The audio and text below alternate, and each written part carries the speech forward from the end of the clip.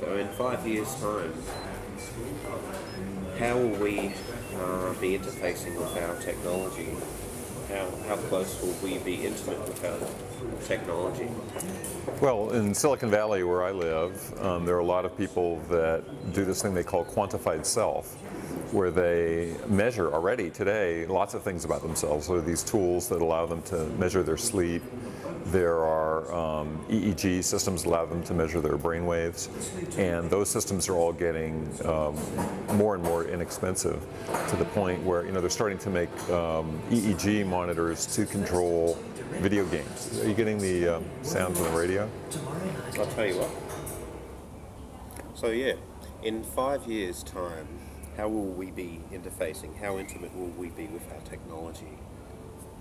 Well, in Silicon Valley, today as we're speaking, there are a whole bunch of people doing something they call the Quantified Self, which is using new technologies to measure various things about their bodies, about their minds.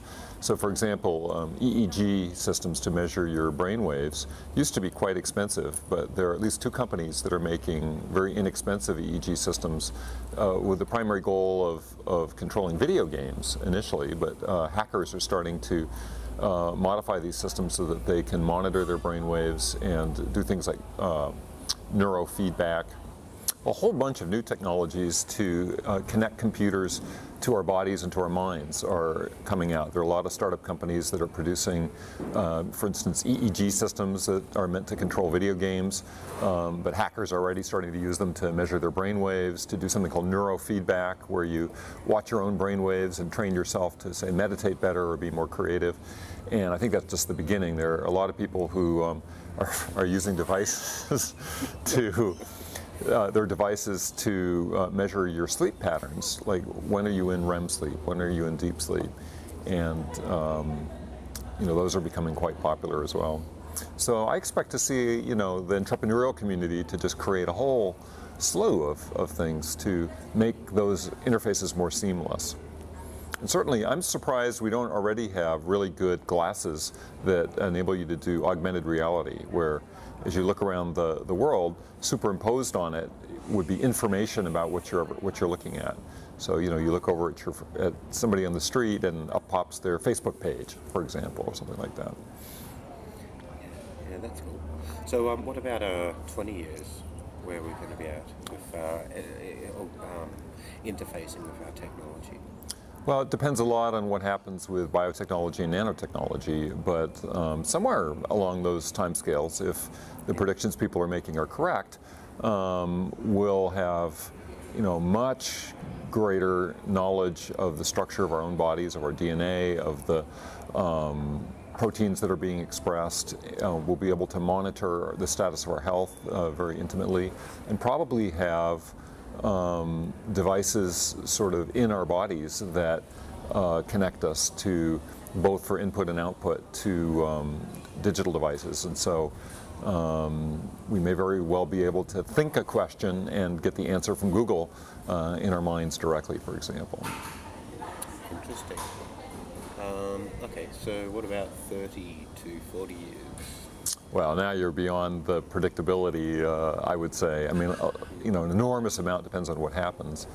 But longer term, I think there's a general trend by which the whole of humanity is sort of interconnecting with one another to create a kind of global mind.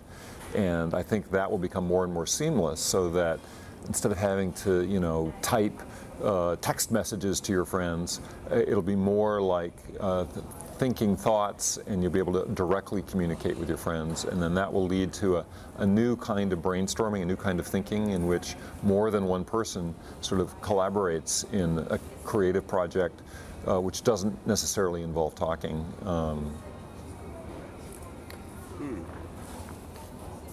Sort of like a hive mind or something, or some.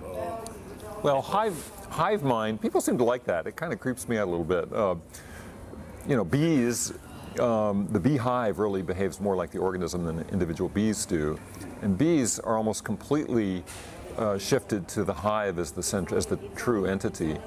And humans are not like that at all at the moment. We're very independent. We're becoming more and more interconnected, but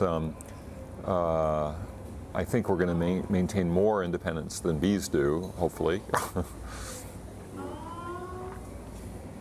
So, all right, let's move somewhere else. What about, okay, so what technologies excite you the most? I'm interested in That's lovely. That's very sweet. I haven't been on